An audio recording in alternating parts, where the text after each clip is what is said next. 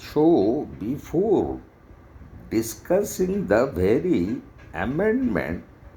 to the Parent Act of 1956 and that amendment of 2005, how it brought radical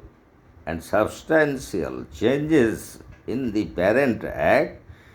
would like to discuss exactly how the property of a female Hindu dying in test shall devolve, and it devolved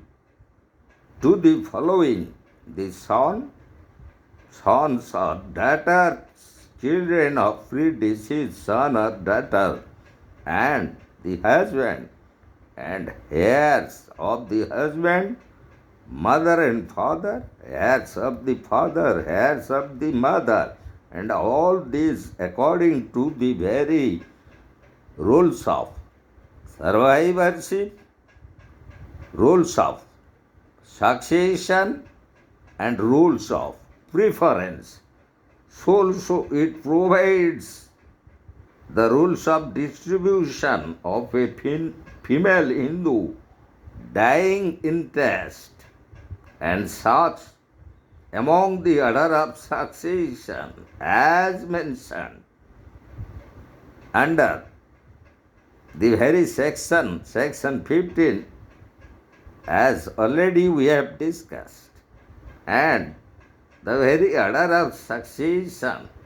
and as regarding the very amendment that was brought in 2005,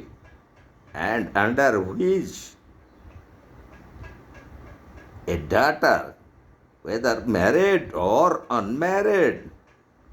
would to inherit to both the proportionary property, that is the ancestral property of her parents, also the self-acquired properties. And regarding that, a substantial or important leading case that we would like to discuss, and that is Vinita Sharma versus Rakesh Sharma and others, a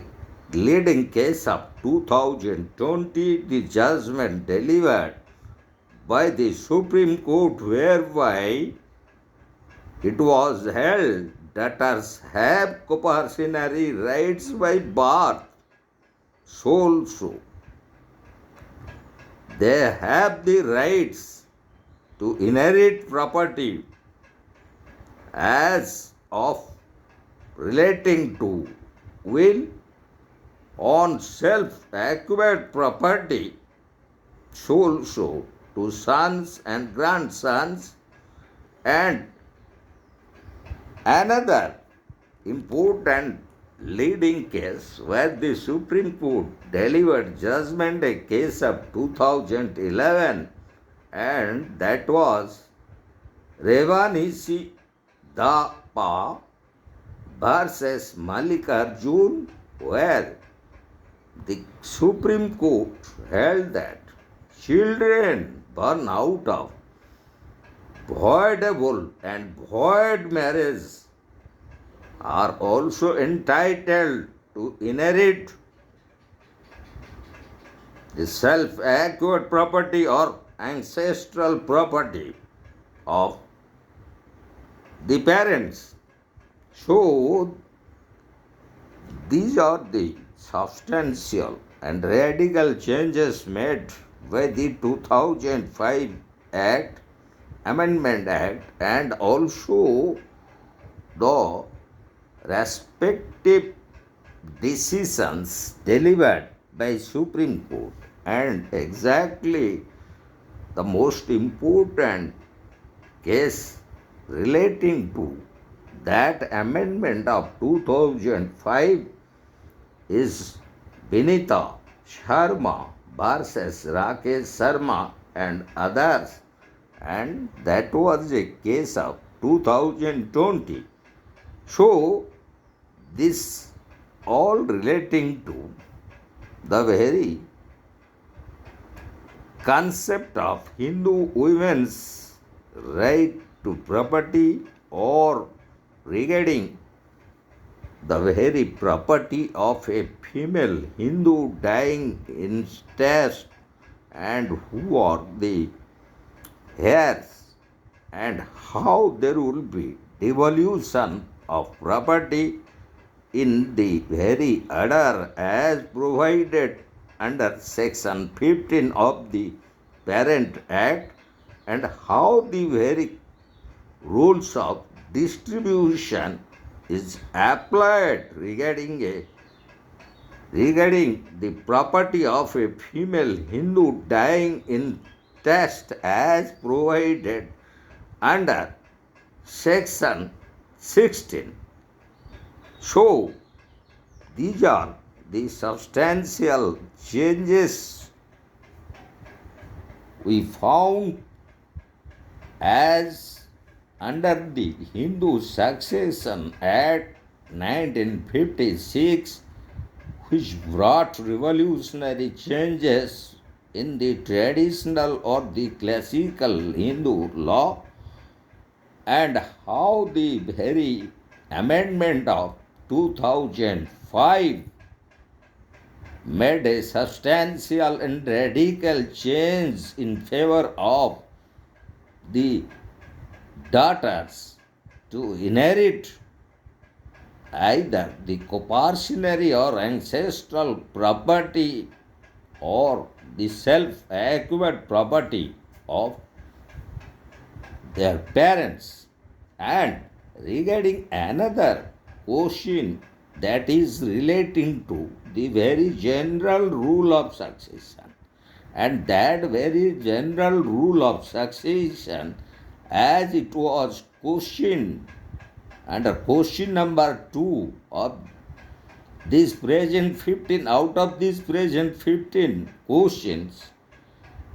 we could refer to certain sections like section 18, section 19, section 20, 23, then section 24, 25, 26, 29, and section 30, which deals with the general rules of succession.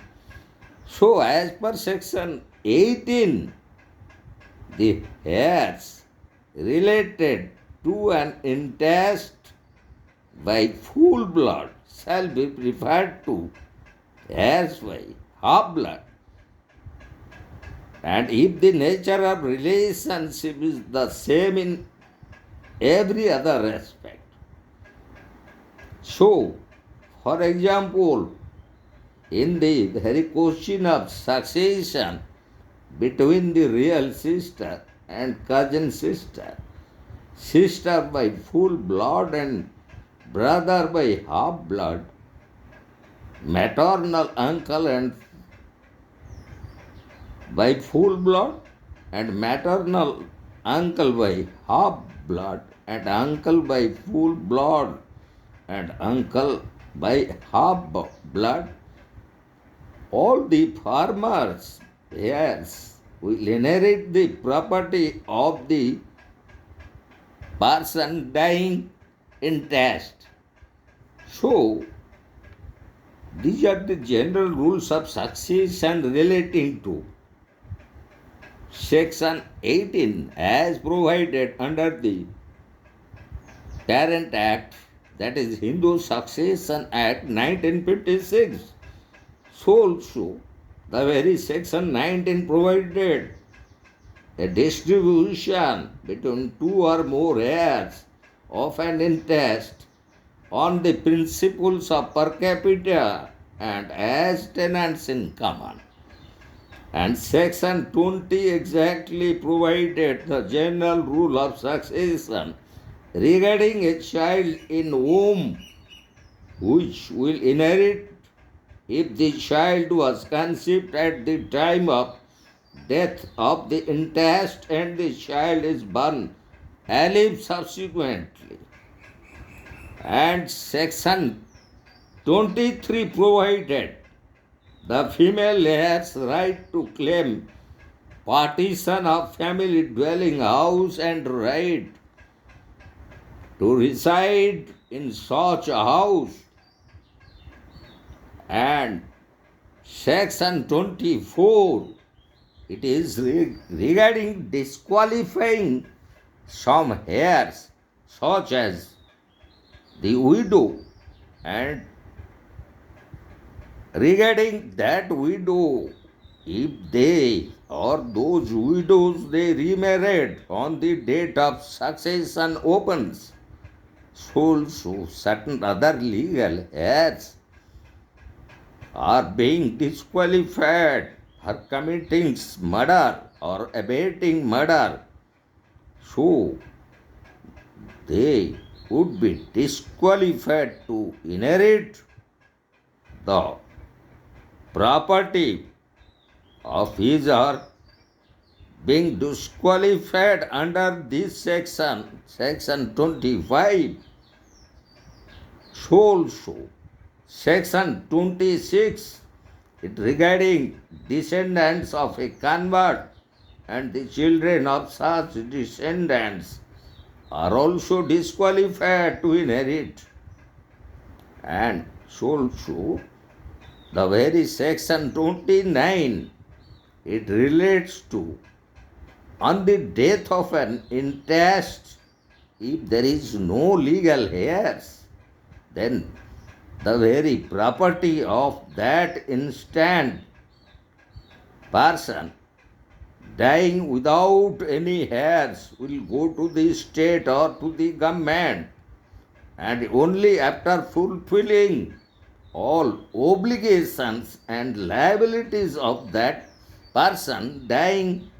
intest. And lastly, the very section 30, and as it is regarding the very provision that any Hindu, male or female, is entitled to dispose of any property